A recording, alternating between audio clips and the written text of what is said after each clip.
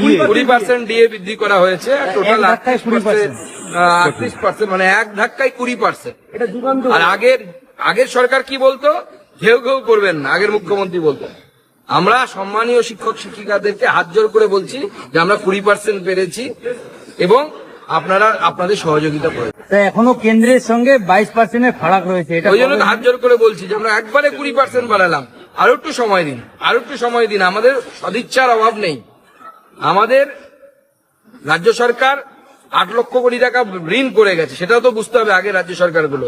Revenue জেনারেশনের পথ নেই, আপনার যত আয় আপনি তো ততই ব্যয় করবেন, এটাই স্বাভাবিক নিয়ম। আমাদের রাজ্য সরকারের আয়ের জায়গাই তৈরি হয়নি বিগত 50 বছরে। রাজ্য সরকার মদে আয় করে, শুনতে খারাপ লাগলে এটাই সত্য। তো আমাদের আয়ের জায়গাগুলো তৈরি হতে দিন, আমরা 38%-এ পৌঁছে দিলাম, বাকিটাও হবে। ওভারঅল এই বাজেট নিয়ে কি হবে?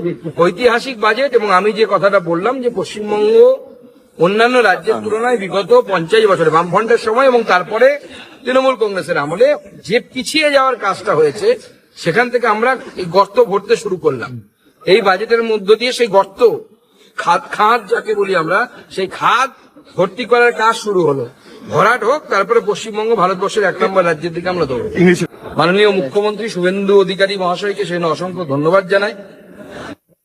এটাই প্রমাণ করে যে বিজেপি অন্যান্য রাজনৈতিক দলের থেকে আলাদা।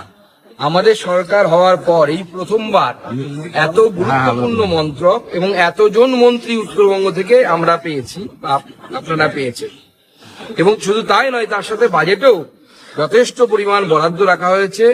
একের পর এক ডেভেলপমেন্টাল প্রজেক্ট ঘোষণা করা হয়েছে উত্তরবঙ্গের জন্য, যা উত্তরবঙ্গের আর্থসামাজিক পরিস্থিতির উন্নয়ন, উত্তরবঙ্গের মানুষের উন্নয়নের কাজে গুরুত্বপূর্ণ ভূমিকা পালন করে।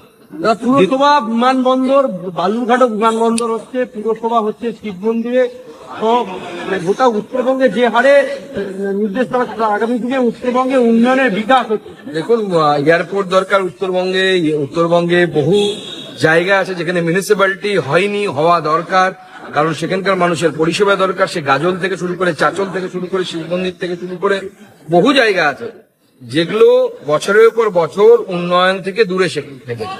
এবং শুধু উত্তরবঙ্গ নয়, আমি আপনাকে বলছি বিগত 15 বছর এবং তার আগে বামফ্রন্টের আমলে, এই প্রায় 50 বছর যদি ধরি, আমরা উন্নয়নের ধারা থেকে অনেকটা পিছিয়ে আছি বা ছিলাম বলা ভালো।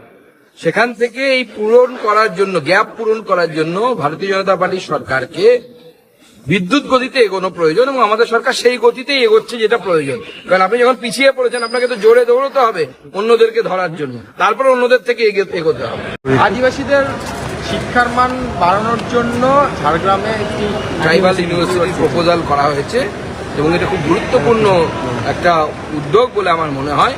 এর ফলে আদিবাসী ভাষা, আদিবাসী সংস্কৃতি, তার নিয়ে গবেষণা থেকে শুরু করে পড়াশোনা সমস্ত কিছু হবে।